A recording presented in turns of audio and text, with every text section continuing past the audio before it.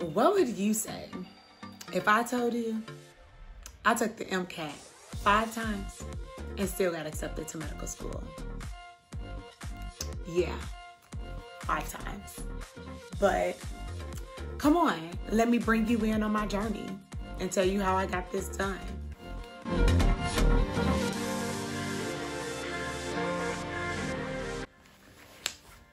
Hello, welcome to Made It to Medicine with Vix, and more importantly, Happy Juneteenth.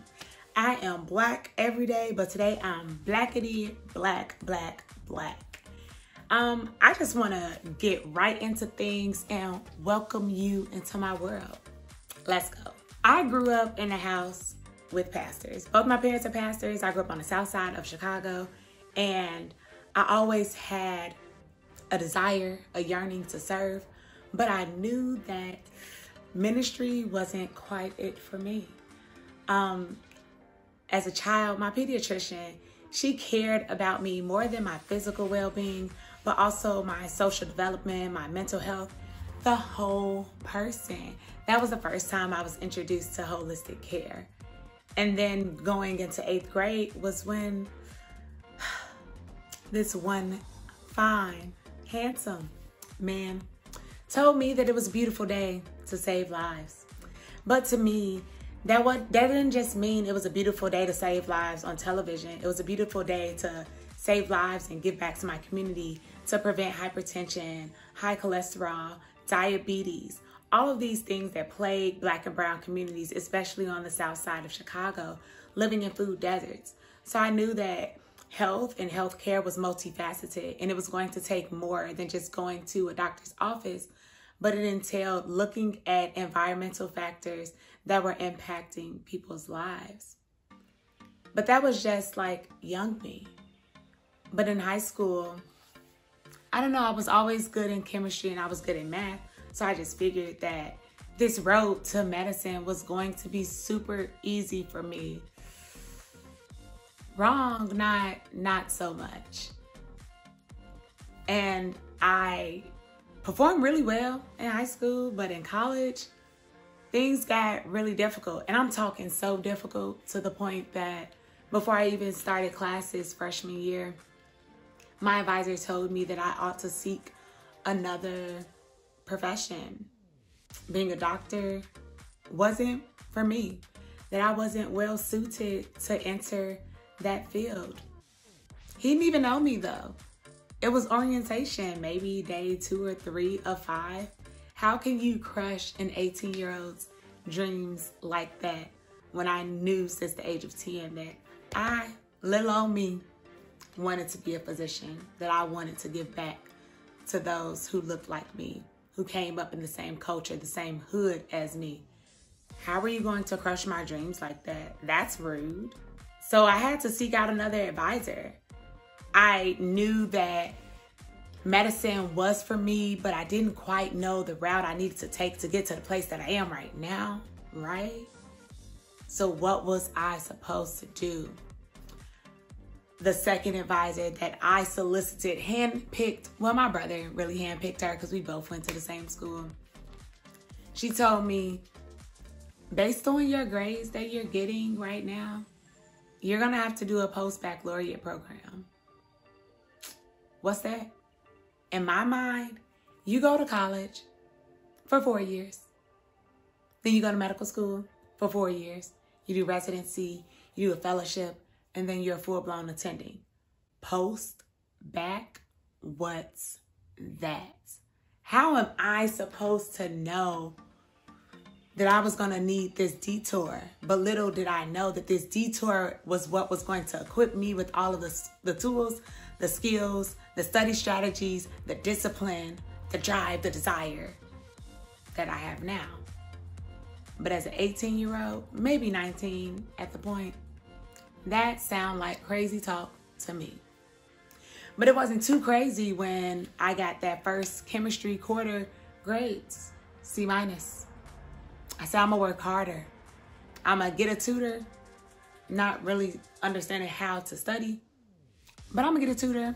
I'm gonna attend sessions as often as I'm supposed to. I'm gonna meet with my peers who are doing well in the classes. We're gonna try to pick up on the little nuggets that they have, still not properly encoding information.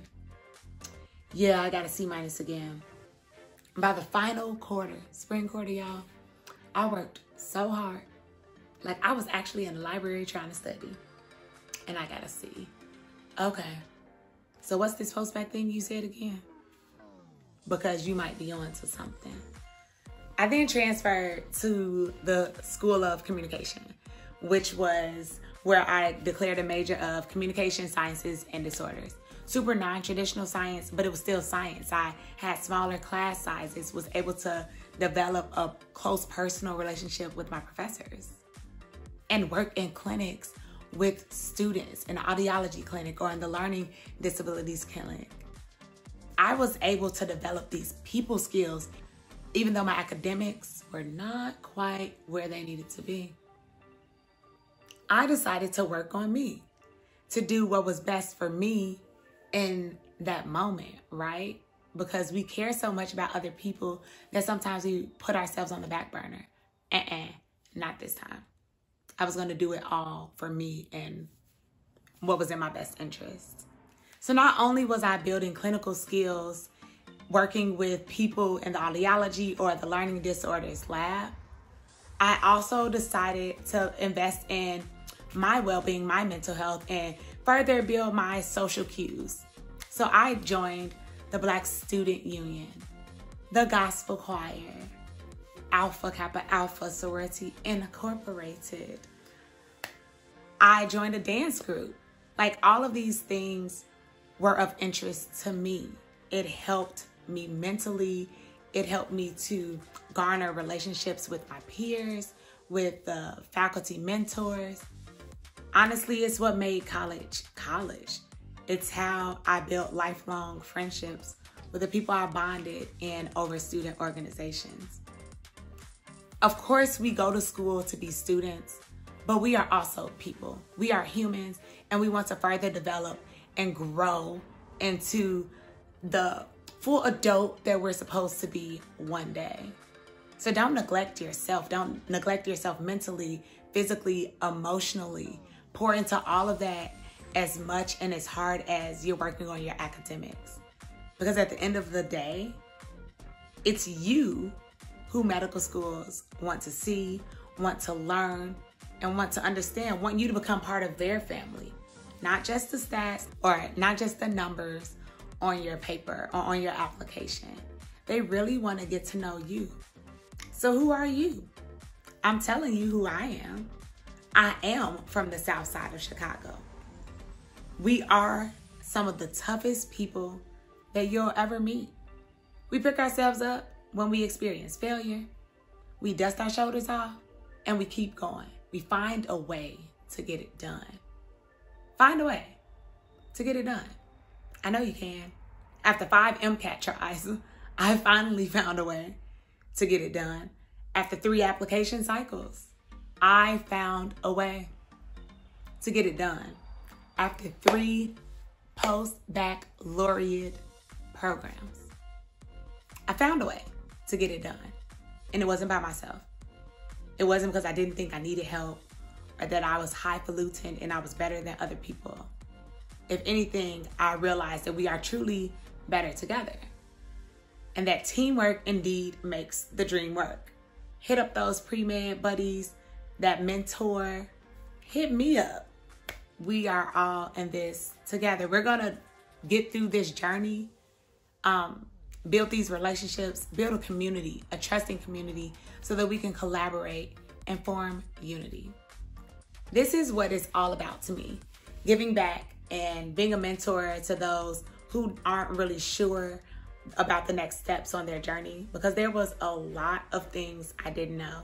Clearly, with all of the MCAT tries and post-baccs and failed test exams, relationships, all of that.